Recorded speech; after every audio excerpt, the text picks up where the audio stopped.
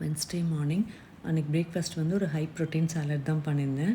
அதுக்கு நாளே ஒயிட் சுண்டல் ஊற போட்டு அதை பாயில் பண்ணி எடுத்துகிட்டு அது கூடவே முளைக்கட்டின பாசிப்பயிர் கொஞ்சம், அப்புறம் ரோஸ்டட் பீனட் தோல் எடுத்தது, இது கூட வெங்காயம், தக்காளி, கொத்தமல்லி, கேரட், அப்புறம் எனக்கு வந்து வீட்டில் ஒரு ஸ்வீட் பொட்டேட்டோ இருந்துச்சு. சரி அது இன்னும் ஒரு நாளில் ஒரு மாதிரி சுருங்கி ஏதாவது ஆகிடும்னு சொல்லிட்டு வேஸ்ட்டாக போயிடுமேனு அதையும் பாயில் பண்ணி ஆட் பண்ணிக்கிட்டேன். இது கூட 2 drops ஆஃப் லெமன், அப்புறம் கொஞ்சமாக சால்ட்டு சேர்த்துட்டு பெப்பர் எல்லாம் நல்லா கலந்துட்டால் போதும். சாலட் ரெடி ஆகிடுச்சு. இது வந்து பார்க்க கலர்ஃபுல்லாக இருந்துச்சு, அதை விட ரொம்ப டேஸ்ட்டாக இருந்துச்சு, ஃபில்லிங்காகவும் இருந்தது.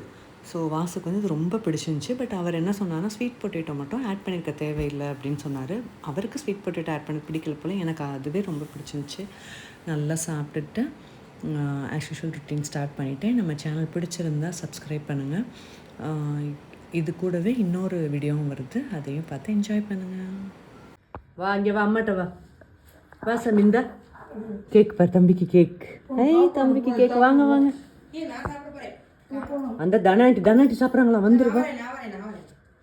வாடா தனாண்டி வராங்க, வாடா கேக் எடுக்க வராங்க. வா இந்த வாடி கண்ணு, உங்கள் சாமி வந்துருங்க. வாடா. இப்படி பார்க்குறாங்க பாருங்க அழகா. அங்கே இருக்காங்க, உங்களை குனிஞ்சு பார்ப்பேன். அங்கே வேறு ஆண்டி பாரு. சரி கொண்டாங்க. தம்பிக்கு சாக்லேட். வாங்க வா, எவ்வளோ நேரமா இங்கே இருப்ப?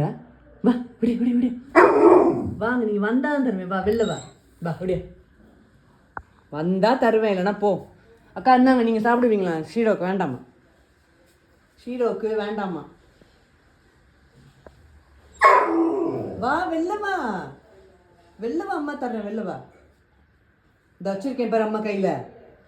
வா வாங்க வெளியில. தம்பு வாடா. சரி போ, பாய்.